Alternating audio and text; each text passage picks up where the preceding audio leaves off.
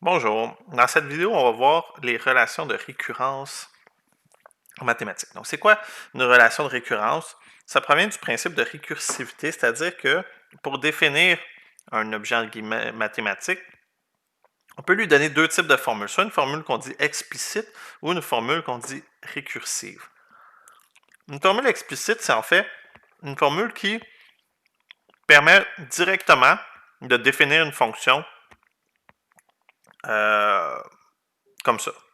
Une définition récursive, c'est que pour définir notre fonction, on va la définir à partir de termes précédents à lui-même. Donc, en fonction de ces termes précédents. Par exemple, la suite de Fibonacci, qu'on va utiliser plus tard, mais qui dit, pour définir un terme, ben, c'est la somme de ces deux derniers termes.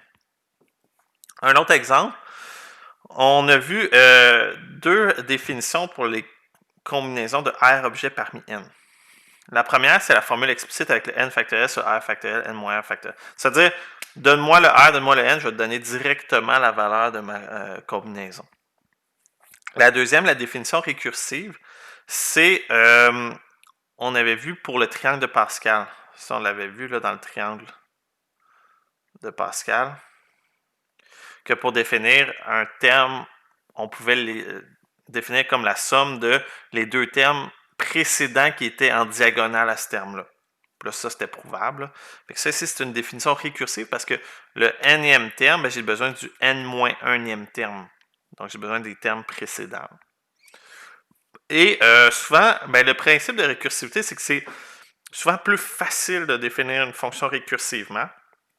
Et pour ces fonctions-là, on chercherait à trouver une formule explicite.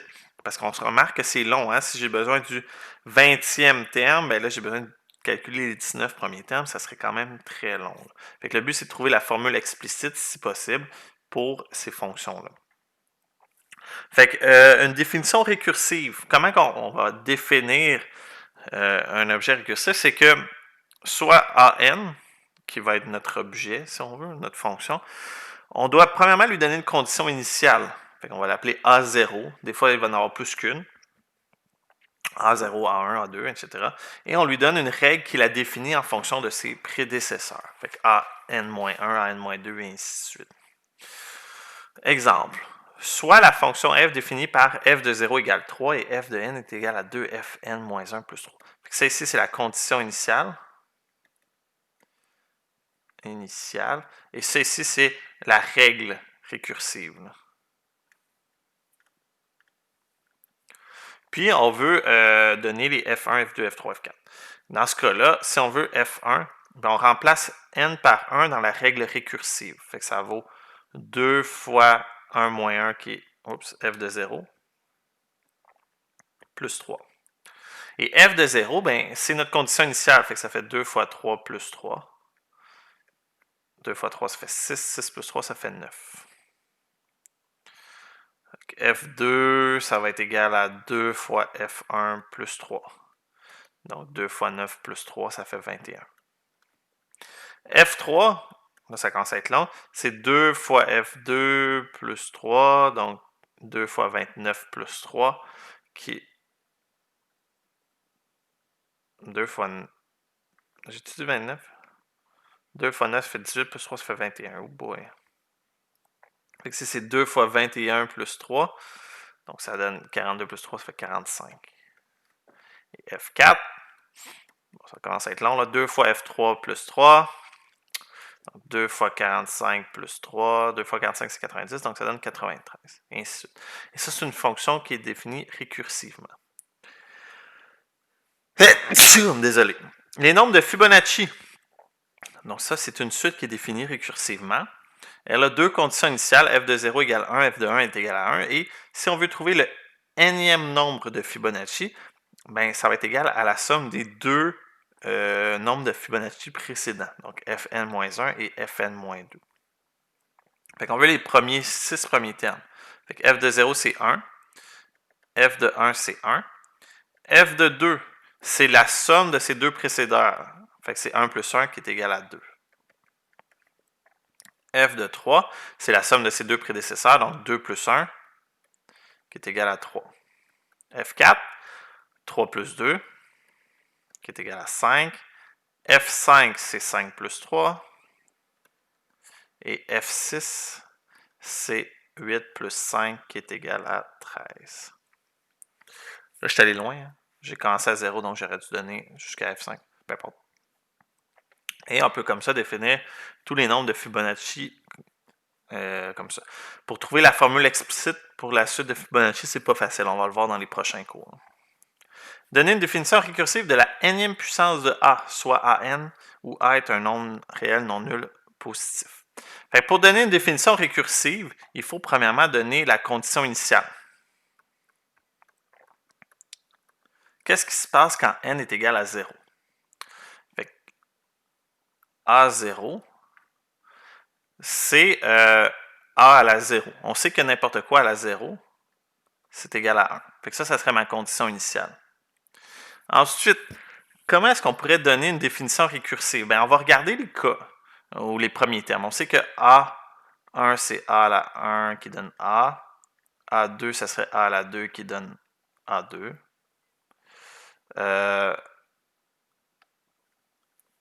Mais ça vaut aussi A fois A. En fait, je vais juste l'écrire ici. Là. Et A fois A, c'est un nouveau A fois le A précédent. On va voir comme ça. Fois A1. On pourrait le faire avec des F aussi, là, ce serait peut-être plus facile. A3, c'est A à la 3, qui est égal à A fois A à la 2. A à la 2, on l'avait trouvé dans le terme précédent. C'était le terme A2, donc ça serait A fois A2. Et ainsi de suite. Fait que si on voulait avoir la définition récursive, AN serait égal à A fois AN moins 1. Hein, dans le fond, je multiplie A à la puissance qui était avant. Et ça, c'est une définition récursive. On peut aussi le faire avec des F. Là. F de 0 égale 1 et F de n est égal à A fois Fn moins 1. Fait que je vous donne comme exercice à faire là, de trouver des définitions récursives pour la factorielle, pour une somme, ou pour certaines suites qui sont ici. Donc, la solution à la relation de récurrence. Fait que la solution, c'est de déterminer le terme général, donc de façon explicite à notre suite ou à notre relation de récurrence. C'est tout simplement une formule qui explique le terme général en fonction des... non, excuse. Ici, la solution, c'est résoudre une relation consiste à trouver le terme général d'une suite qui est la solution à cette relation. C'est de pouvoir réécrire ma relation sans devoir dépendre des termes précédents. Parce que, comme je disais, ça devient long à faire, à calculer, surtout quand on veut le 20e, 30e, 200e terme. Il existe parfois plusieurs solutions à une même relation de récurrence. Bon, tant qu'on en trouve une, on est content. Dans l'exemple 5, on a une relation de récurrence qui est la suivante. On veut déterminer si les suites suivantes sont des solutions à cette relation-là. J'ai la suite 3n, 2 à la n et la suite 5. Pour savoir si c'est une solution à la relation de récurrence, ce qu'on va faire, c'est qu'on va dire, ben, si ma solution c'est 3n, ça veut dire que an serait égal à 3n. Je vais le remplacer. J'aurais besoin de an moins 1. C'est la valeur de an quand je remplace n par n moins 1. Donc, ça vaut 3 fois n moins 1, qui vaut 3n moins 3. Et j'aurai besoin de an moins 2. Ici, j'ai besoin d'un an moins 2, qui vaut 3 fois n moins 2. Donc, 3n moins 6. Et là, on va laisser dans ma relation de récurrence. La relation est an est égal à 2 an moins 1 moins an moins 2. Et là, je remplace. an, on a dit que c'était 3n. an moins 1, c'est 3n moins 3, mais je fais fois 2. Donc, 2 fois 3n moins 3 moins an moins 2 qui vaut 3n moins 6. Et si l'égalité est vraie, ça veut dire que ma relation de récurrence, ma solution est bel et bien une solution. 2 fois 3n moins 3, ça fait 6n moins 6. Oh, pas 66. 6n moins 6 moins 3n plus 6. Donc, le moins se distribue, les moins 6 s'annulent, 6n moins 3n, ça fait 3n. 3n égale à 3n, c'est vrai. Donc, 3n est une solution.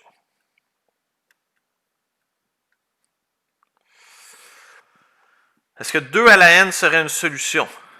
On va faire la même chose. Je vais calculer si 2 à la n était une solution, donc an serait 2 à la n. An-1, ça serait 2 à la n-1. Et an-2 serait 2 à la n-2. Ma relation est an égale 2 an-1 moins an-2. Donc, est-ce que 2 à la n serait égal à 2 fois 2 à la n-1 moins 2 à la n-2? Ben, on voit que non. Là. Si je multiplie les deux premiers, 2 à la 1 fois 2 à la n-1, ça fait 2 à la n. Donc, j'aurais 2 à la n est égal à 2 à la n moins 2 à la n moins 2, qui est clairement pas égal. Là. Donc, ça ici, c'est faux. Donc, 2 à la n n'est pas une solution.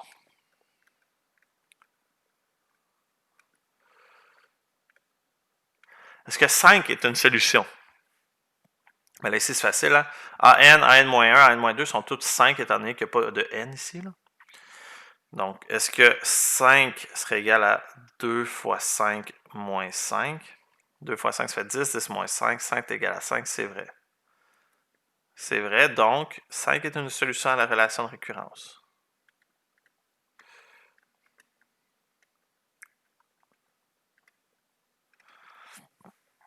Bon. Fait que ça, c'est pour déterminer si une solution est bel et bien une solution. Nous, on va vouloir trouver des solutions. Fait que comment on va faire? Ben, pour commencer, on va nous donner des relations particulières ou des suites particulières dans lesquelles on connaît les solutions. La première, c'est ce qu'on appelle une suite arithmétique de terme A et de différence D. C'est une suite qui, chacun des termes va être égal à le terme précédent plus une constante. Fait que là, ici, ce qu'on dit, c'est que on commence A0 vaut A. Là, ici, c'est tout simplement le premier terme. On l'a appelé A. Ça ne dérange pas.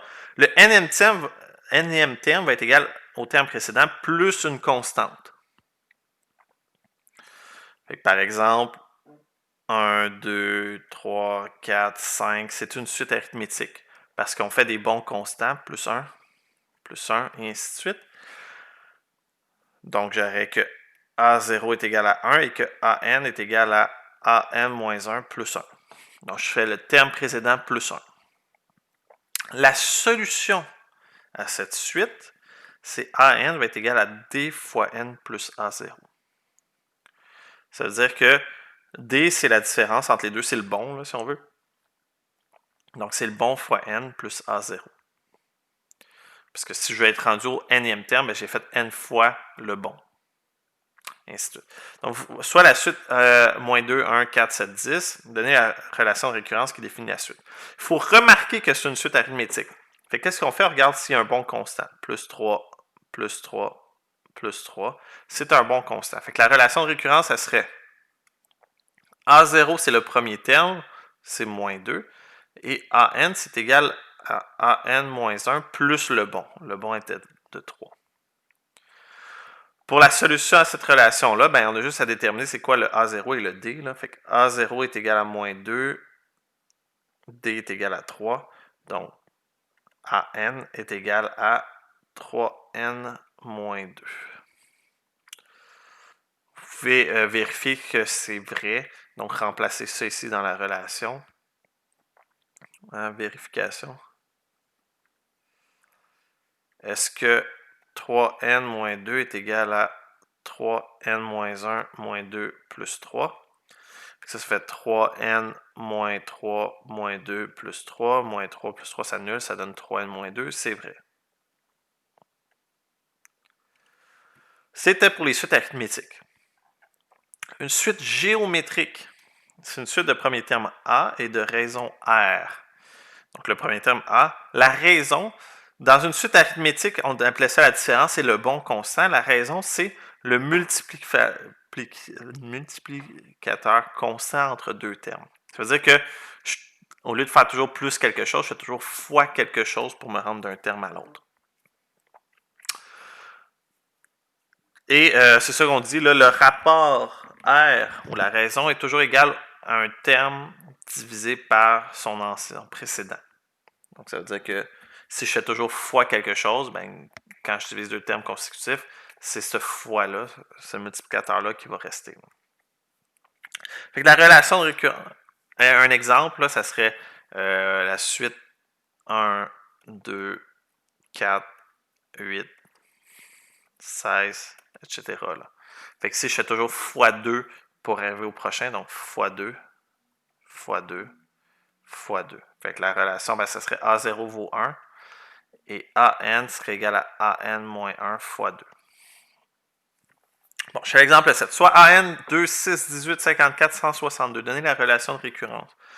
Fait que ce qu'on peut faire, c'est que vous pouvez diviser deux termes consécutifs plusieurs fois pour vérifier si c'est toujours le même multiplicateur. Ici, on fait x3, x3, x3. Donc, on se rend compte que c'est bel et bien une suite géométrique de raison 3. La relation de récurrence, on aurait que A0 vaut 2 et que AN, c'est égal à AN moins 1 fois 3. Puis, si on veut la solution à cette relation-là, ben, on connaît le A0 qui vaut 2 et le R, la raison qui vaut 3. Donc, la solution AN, c'est égal à A fois R à la N. Donc, ça vaut 2 fois 3 à la N. Ça, c'est la solution. Encore une fois, vous pourrez le vérifier. Je vous laisse le plaisir de le faire. Donc, exercices 4 et 5, on vous donne des suites arithmétiques et géométriques et donner les valeurs là, suivantes là, pour bien les utiliser. La prochaine définition récursive, c'est la définition de somme partielle que vous allez réutiliser en calcul intégral. C'est une définition qui est un petit peu plus touchée, complexe, mais c'est bel et bien une définition qui est récursive.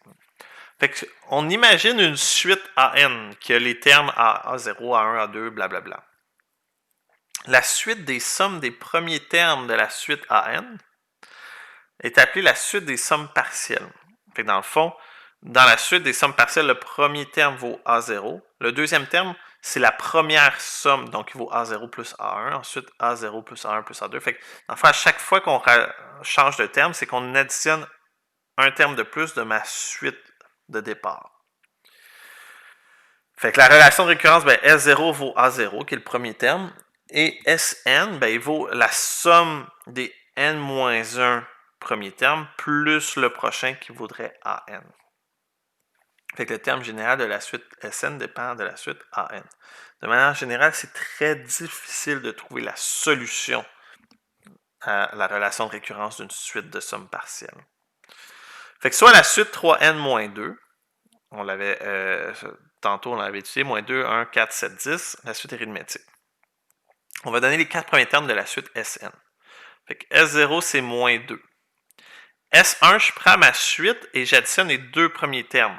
Moins 2 plus 1. Ça vaut moins 1. S2, je prends ma suite et j'additionne les trois premiers termes. Donc, moins 2 plus 1 plus 4. Ça fait 3. S3, j'additionne les 4 premiers termes. Moins 2 plus 1 plus 4 plus 7, ça donne 10.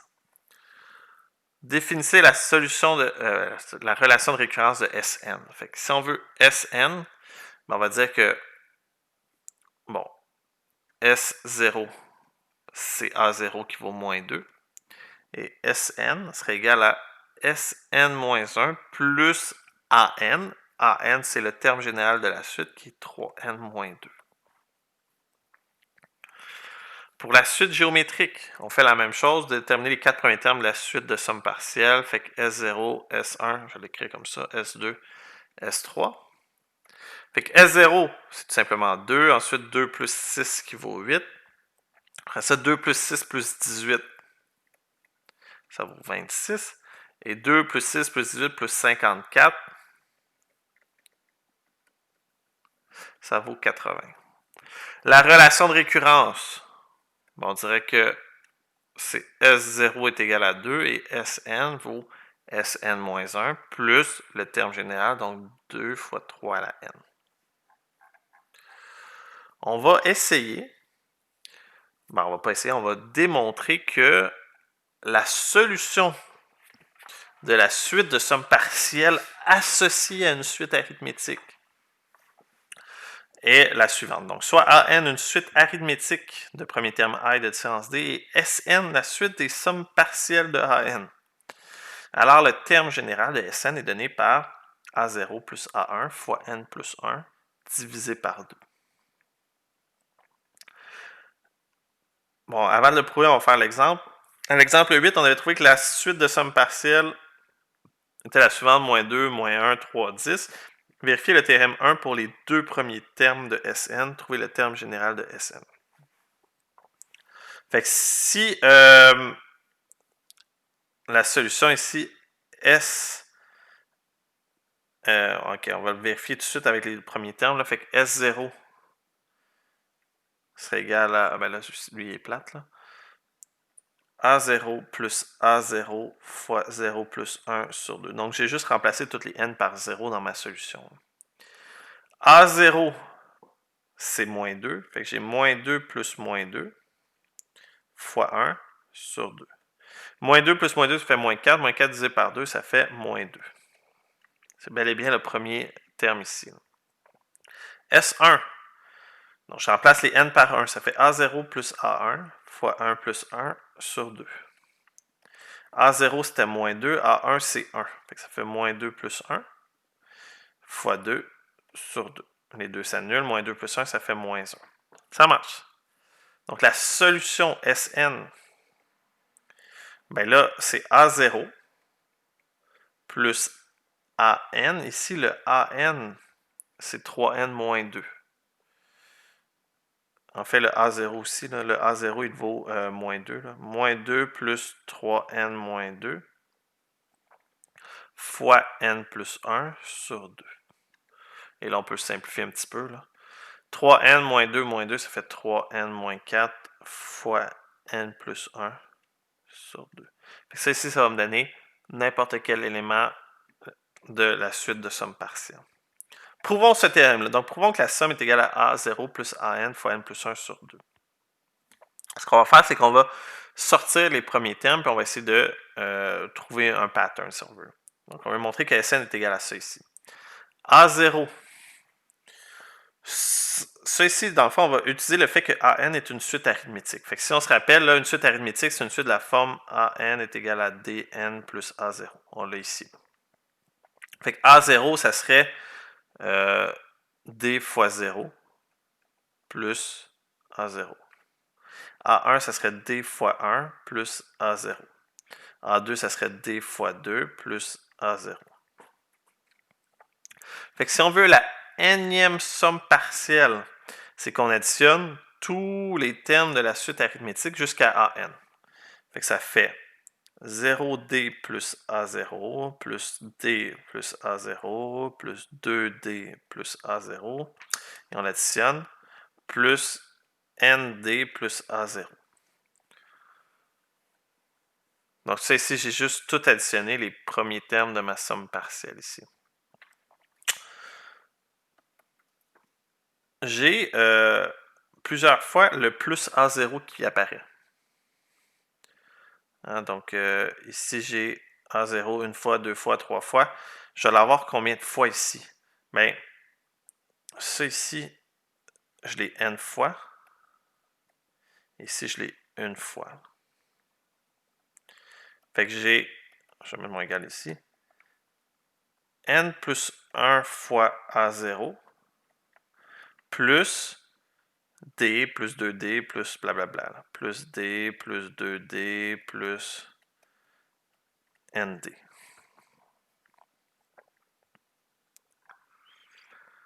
Ensuite, on va essayer d'additionner justement les D plus 2D plus ND et ainsi de suite. Là.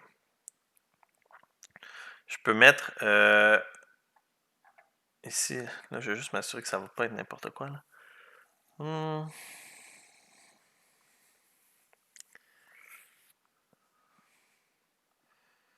Ouais. A0 plus... Qu'est-ce qu'il fait? C'est pas mal n'importe quoi. Là. OK. Fait que je vais mettre peu importe, là, un D en évidence, n plus 1 fois A0 plus D fois 1 plus 2, oups, plus 3, plus 4, plus n. Donc ça ici, c'est la suite là, ici qui me reste là, quand je mets un D en évidence. 1 plus 2 plus 3 plus 4 plus n. Là, on va utiliser un grand raisonnement un petit peu magique. Qu'est-ce que ça vaut? Imaginez que, en fait, je vais rajouter des termes, là, juste pour l'expliquer. Fait que j'ai plus, à un moment donné, n-2 plus n-1 plus n. Donc, je me rends jusqu'à la fin, jusqu'à n.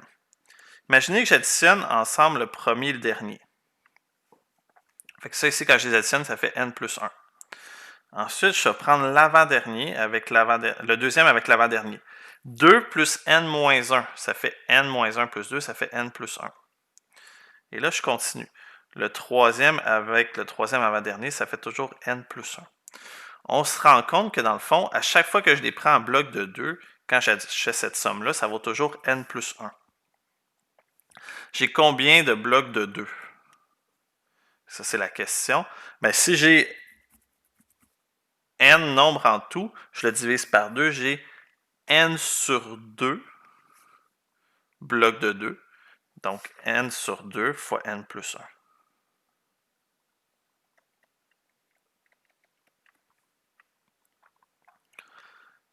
Et ensuite, ben, on a juste à additionner ça ici. On sait que AN vaut DN plus A0. Fait que si j'ai un DN plus A0, je vais le remplacer par AN. Fait que là, ici, je vais premièrement A0 fois N plus 1 plus D fois N carré plus N sur 2. Ici, j'ai juste distribué. Puis, en fait, non, je ne vais pas distribuer. Je vais mettre un N plus 1 en évidence. Bon, je m'excuse. Vous voyez que dans les deux termes, j'ai un N plus 1. N plus 1, N plus 1, je vais le mettre en évidence. Donc, N plus 1. Il me reste A0 plus dn sur 2. Je mets ça sur un dénominateur commun. On a presque terminé. C'est n plus 1 fois 2a0 plus dn sur 2. Je termine ici.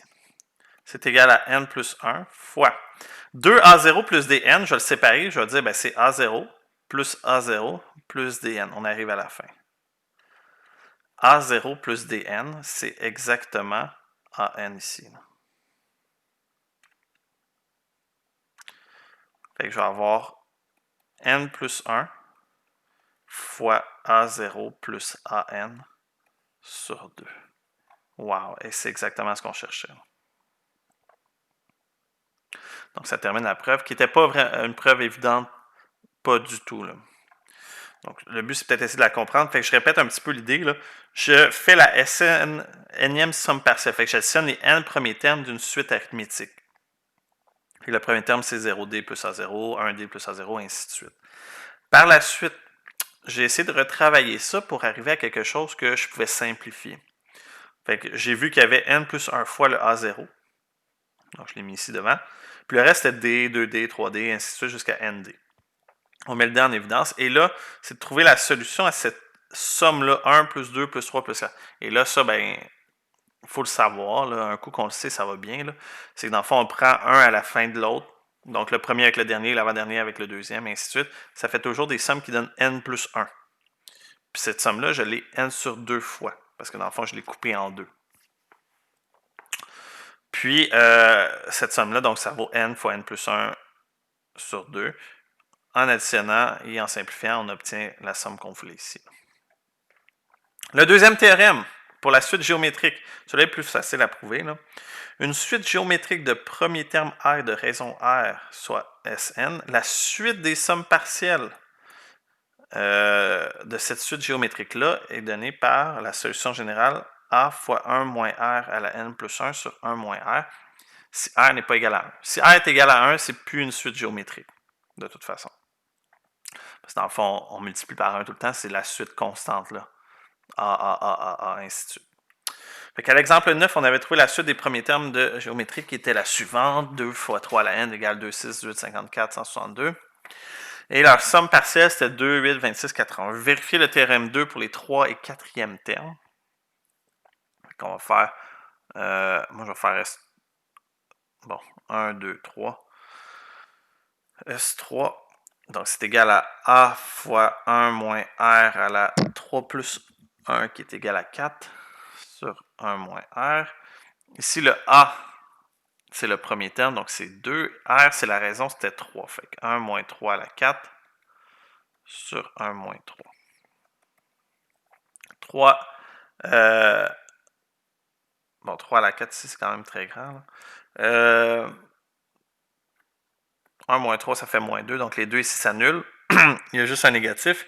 Le négatif ici va simplifier avec le négatif d'en haut. Là. Fait que ça, ici, il n'y a pas tant de problème. Fait que ça fait 3 à la 4 moins 1. Et 3 à la 4, c'est 81. 81 moins 1. Donc ça fait 2 fois 1 moins 81 sur moins 2. Les deux s'annulent. Ça nous donne 80. S2.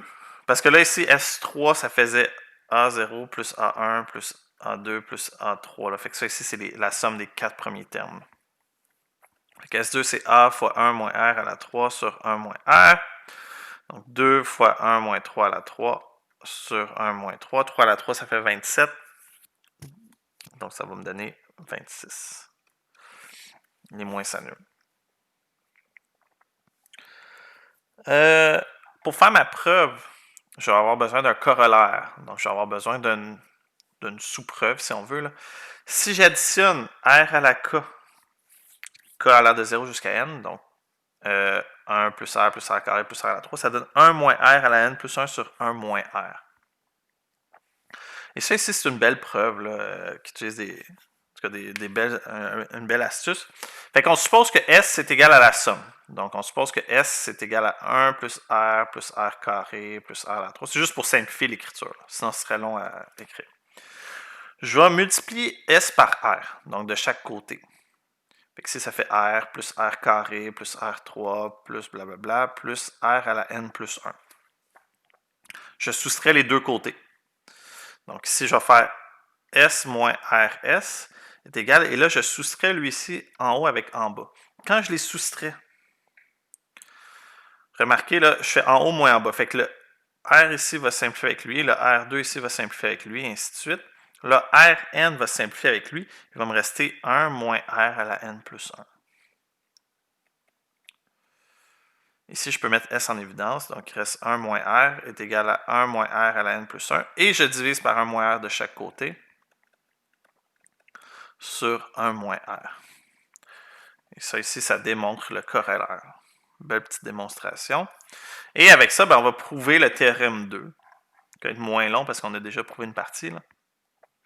Fait que soit AN, une suite géométrique telle que AN est égal à A fois R à la N, on veut démontrer que la solution est ici.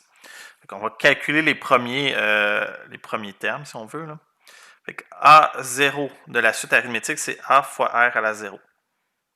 A1, c'est A fois R à la 1. A2, c'est A fois R à la 2. Et AN, c'est A fois R à la N, parce que ça, c'est une suite géométrique. Fait que la nème somme partielle, ben, on additionne tout. AR0 plus AR1 plus AR2 jusqu'à ARN. Je mets un A en évidence. Il reste R à la 0, R à la 1, R à la 2, jusqu'à R à la N. R à la 0, R à la R0, R1, R2, blablabla, plus Rn, c'est exactement la somme que j'ai en haut. Là. Fait que c'est A fois la somme K va de 0 jusqu'à N de R à la K. Et cette somme-là, elle vaut 1 moins R à la N plus 1 sur 1 moins R. Voilà. Et avec ça, on peut calculer des sommes. Fait que calculons la somme 8 plus 16 plus 32 plus 64 plus 128. Premièrement, on peut mettre un 8 en évidence. Ça, c'est égal à 8 fois 1 plus 2 plus 4 plus 8 jusqu'à ce que je me rende à 131 072.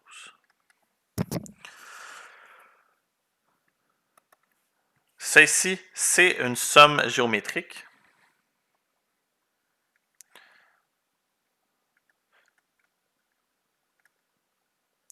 De premier terme, bon, le premier terme, c'est 1 ou 8, là, peu importe. Là. Si je mets 8 en évidence, ça ne change rien. Donc, A est égal à 1 et R est égal à 2. On multiplie toujours par 2. Il faut juste se rendre à la fin. Là. Fait que ça ici, c'est quoi? C'est 2 à la 17. Là. Fait que ça fait 8 fois. Et là, ben, on va utiliser la solution qui est ici. Là. 1 moins R. Ici, je vais mettre que le A, c'est 8. Là. Fait que 1 moins 2 à la n plus 1. Fait que si ici, je me rends à 17 n plus 1, ça fait 17 plus 1 sur 1 moins 2. Ça, c'est 8 fois 2 à la 17. Là. Et on le calcule, ça donne 2 97 144. On peut calculer la somme partielle. Et ça termine le document sur les relations de récurrence. Donc, encore une fois, un autre gros document. Merci beaucoup et bonne journée.